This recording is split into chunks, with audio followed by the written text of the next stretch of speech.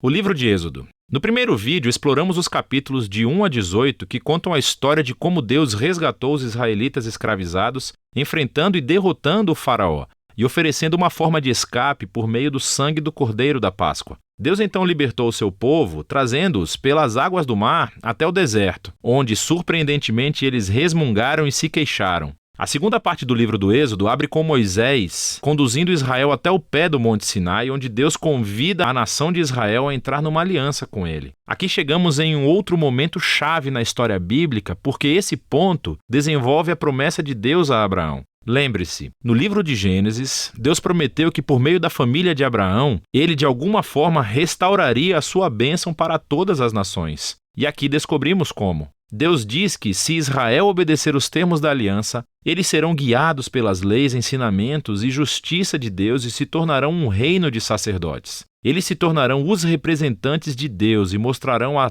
todas as outras nações como Deus realmente é. O povo de Israel aceitou a oferta avidamente. A presença de Deus aparece no topo do Monte Sinai na forma de nuvens, relâmpagos e trovões. Moisés sobe ao monte como representante do povo e Deus apresenta os termos básicos da aliança, os famosos 10 mandamentos. São os termos básicos do acordo do relacionamento entre os israelitas e Deus. Depois disso, vem outra coleção de mandamentos que desenvolve os primeiros 10 em mais detalhes. A lei sobre o louvor de Israel, sobre a justiça social, sobre como devem viver juntos, tudo moldando Israel em uma nação de justiça e generosidade diferente das outras nações. Moisés escreve todas essas leis e as traz para o povo que, mais uma vez, avidamente aceita fazer essa aliança com Deus. Uma vez feita a aliança, Deus toma mais um passo e avança o relacionamento. Ele diz a Moisés que quer que a sua presença sagrada, divina e bondosa viva no meio de Israel, o que desenvolve outro aspecto das promessas da aliança de Deus.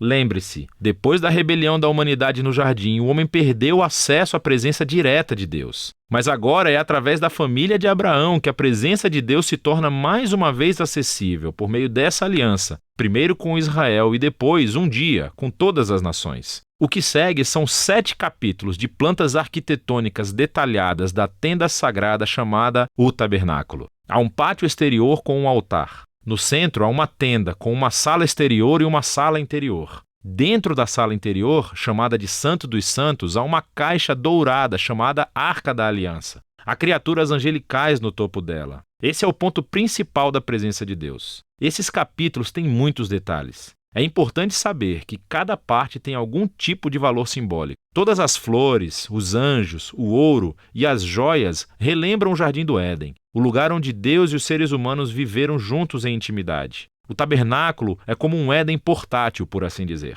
É o lugar onde Deus e Israel podem viver juntos em harmonia, pelo menos na teoria, porque é justamente aqui que algo se torna muito, muito errado. Israel quebra a aliança. Enquanto Moisés está no topo da montanha recebendo a planta para o tabernáculo, lá embaixo no acampamento os israelitas estão perdendo a paciência. Eles pedem ao irmão de Moisés, Arão, que faça um ídolo no formato de um bezerro dourado para que eles possam adorá-lo como o Deus que os salvou da escravidão no Egito. A presença de Deus está ali, no topo da montanha. Eles podem vê-lo, mas estão lá embaixo, violando os 2 primeiros mandamentos da aliança, com a qual acabaram de concordar. Não há outros deuses e não teremos outros ídolos. O que acontece depois é muito importante. Deus sabe o que está acontecendo lá embaixo. Primeiro, ele compartilha a sua própria raiva e dor com Moisés. Ele diz a Moisés o que quer fazer, simplesmente destruir Israel. Mas Moisés intercede, apelando para o caráter de Deus. Ele diz, em primeiro lugar, destruir Israel seria quebrar as suas promessas de aliança com Abraão.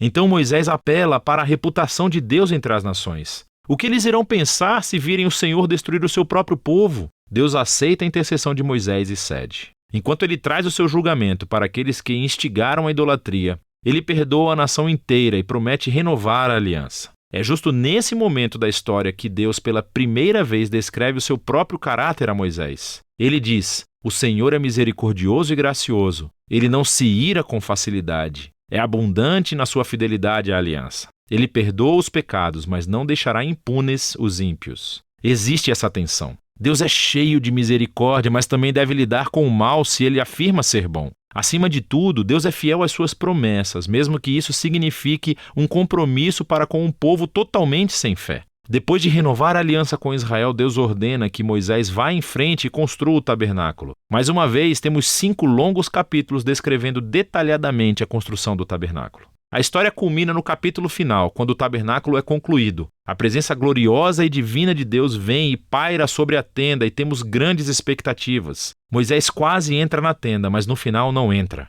Na verdade, ele não tem autorização para entrar. E o livro termina assim. É bem surpreendente, mas nem tanto se você pensar um pouco. Dá para ver o quanto os pecados de Israel danificaram o relacionamento com Deus de mais formas do que entendemos. Lembre-se, o livro começa com a maldade do faraó ameaçando Israel e ameaçando as promessas de aliança com Deus. Mas agora, no final do livro, Israel tornou-se o seu próprio inimigo. São os seus próprios pecados que ameaçam o futuro dessa aliança. Então, a questão apresentada no final do livro é: como Deus vai reconciliar o conflito entre a santidade e a bondade da sua presença com a corrupção pecaminosa do seu próprio povo? A solução para esse problema está no próximo livro. E esse foi o livro de Êxodo.